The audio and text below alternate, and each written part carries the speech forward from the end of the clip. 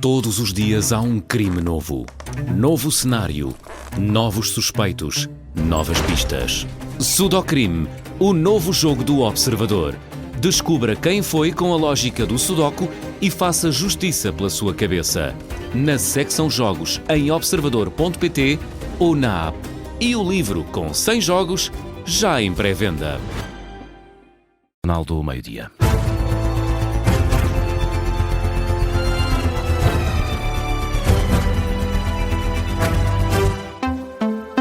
Está a começar o Jornal do Meio-Dia com a edição do Miguel Cordeiro. Miguel Paulo Rangel afasta um cenário de remodelações no governo, mas avisa que, se acontecerem mudanças, vão ter de ser amplamente respeitadas. Com a continuidade de Luís Neves no governo como tema, Paulo Rangel apela à tranquilidade. O ministro dos Negócios Estrangeiros considera que as polémicas estão, nesta altura, esclarecidas e lembra também que Luís Montenegro tem acesso a informações que outros elementos do governo não têm e, por isso, avisa que qualquer decisão do Primeiro-Ministro deve ser respeitada. Ninguém tem o acesso à informação e a visão que tem o Primeiro-Ministro. E depois também não tem, porventura, os carismas que o próprio tem e que lhe deram e que justificam a razão de ser líder de um partido político e do partido político maioritário e com isso Primeiro-Ministro. Neste momento, as coisas estão esclarecidas, estão a seguir o curso normal e nada mais há a dizer sobre isso. Se um dia o Primeiro-Ministro quiser fazer uma remodelação que às tantas afeta outras pastas e não essa, isso só está no seu juízo e tem de ser amplamente respeitado.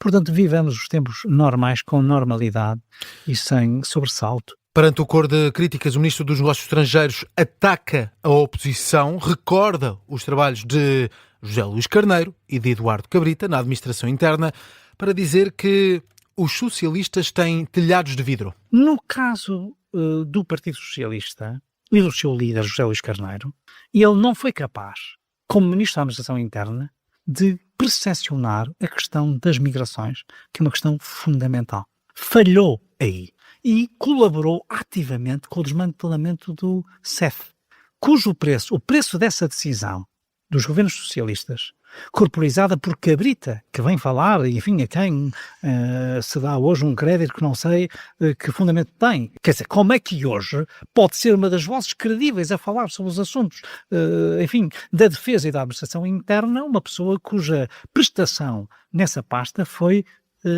verdadeiramente negativa? Declarações de Paulo Rangel esta manhã na Rádio Observador em defesa de Luís Neves e de Luís Montenegro. E nesta entrevista ao Observador, o Ministro dos Negócios Estrangeiros também falou sobre a situação em Ceuta. E recusou deixar críticas à forma como o governo de Pedro Sánchez geriu a crise migratória no enclave espanhol. Deixa antes elogios à forma como as autoridades de Madrid e de Marrocos se mostraram sempre disponíveis para esclarecer a situação em Ceuta. Nós estivemos em contactos sistemáticos com Espanha desde o primeiro momento, aí com uma colaboração do meu homólogo espanhol extremamente, eu diria, exemplar, foi extremamente positiva, dando-nos uma visão em tempo real de como as coisas estavam a evoluir, mas também com Marrocos. Eu falei com o meu homólogo marroquino mais de uma vez durante essa manhã, em alguns casos por mensagem, porque não era preciso sequer um telefonema para determinado tipo de dados, e ao mesmo tempo, depois disso, também trocamos já várias impressões. Nesta entrevista, o Ministro falou ainda sobre a ligação à Rússia, disse que Portugal não olha para a Rússia como um inimigo, apesar das ações do governo de Putin. Rangel sublinha que nesta altura é importante Moscovo e Kiev sentarem-se à mesa das negociações. E o Chega não vai retirar o projeto de lei sobre a identidade de género, mesmo depois do apelo das Nações Unidas. O Alto Comissário da ONU para os Direitos Humanos enviou uma carta ao Presidente da Assembleia da República. Em causa, projetos de lei do PSD, Chega e CDS que se encontram em discussão na especialidade, que foram aprovados em março e que prevêem a obrigatoriedade de validação médica para a mudança de nome e de género no registro civil. De acordo com o Jornal Público, Volker Turk considera que os projetos de lei como este podem ter impacto negativo no exercício de vários direitos humanos consagrados em tratados ratificados por Portugal. O Alto Comissário pede por isso aos deputados que retirem estes projetos ou que os revejam para assegurar a conformidade com as normas e padrões internacionais de direitos humanos. André Ventura responde, diz que o partido não vai retirar o projeto de lei. Na rede social X, o líder do Chega defende que o diploma apresentado pelo partido é absolutamente razoável por considerar inaceitável e injustificável que seja permitido a uma criança mudar de sexo. Em causa estão esses projetos de lei do PSD, de CDS e Chega, que foram aprovados em março. E o Bloco de Esquerda desafia o PSD a retirar o projeto de lei sobre identidade de género. Em reação também a essa carta do Alto Comissariado das Nações Unidas para os Direitos Humanos, Fabián Figueiredo pede que o PSD ponha a mão na consciência e que abandone a agenda da extrema-direita. O PSD tem que pôr a mão na consciência e decidir se quer arrastar Portugal para o vexame internacional e passar a fazer parte dos países que recuam em matéria de direitos humanos.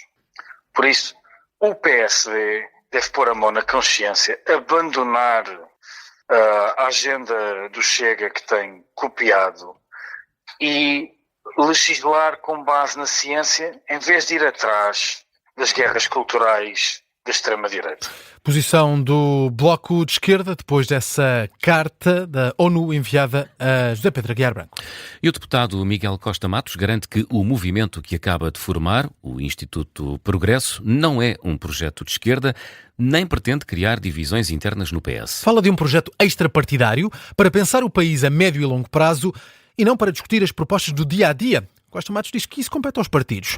Declarações esta manhã, aqui na Rádio Observador. Apesar deste ser um projeto dominado por socialistas e elementos dos gabinetes dos governos de António Costa, o movimento tem como subscritores, à direita, Duarte Pacheco e Adão e Silva, do PSD, e até o próprio presidente da Câmara Municipal de Oeiras, Isaltino Moraes.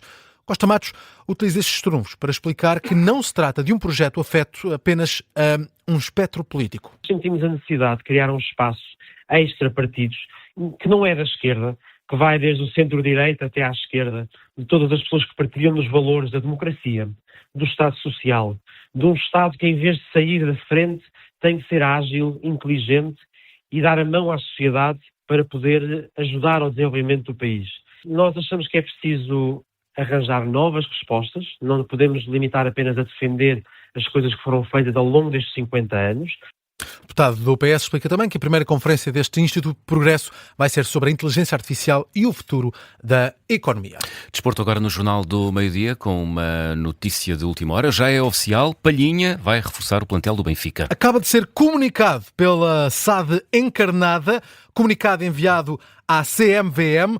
O Sport Lisboa e Benfica informa que chegou a acordo com o Bayern Munique para a aquisição na totalidade dos direitos do jogador João Palhinha por um montante de 14 milhões de euros, ao qual pode acrescentar um valor máximo de 5 milhões de euros pago em função de objetivos já pré-definidos.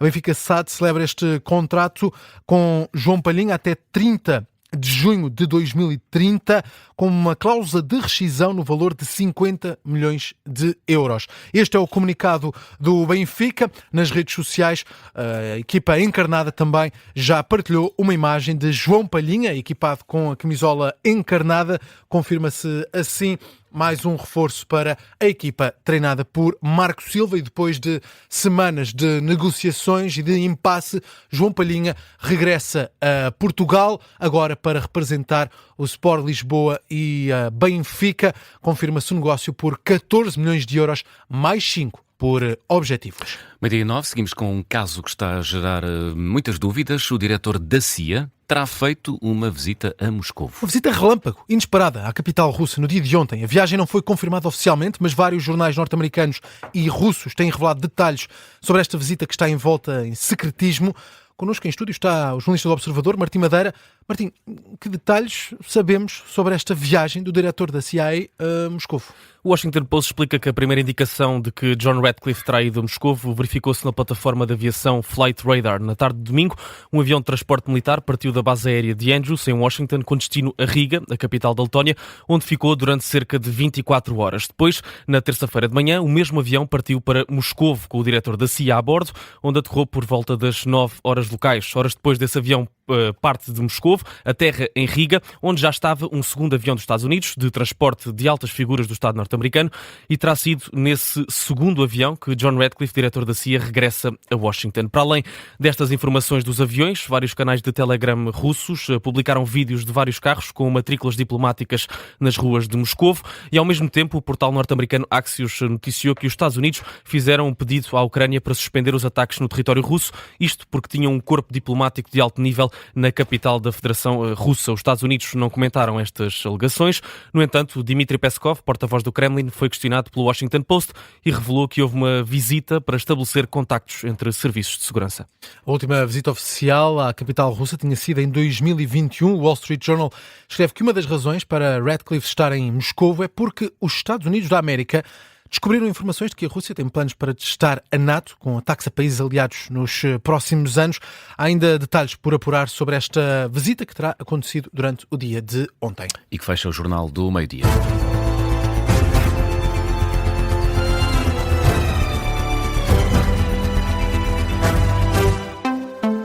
Este programa tem o apoio de BetClick.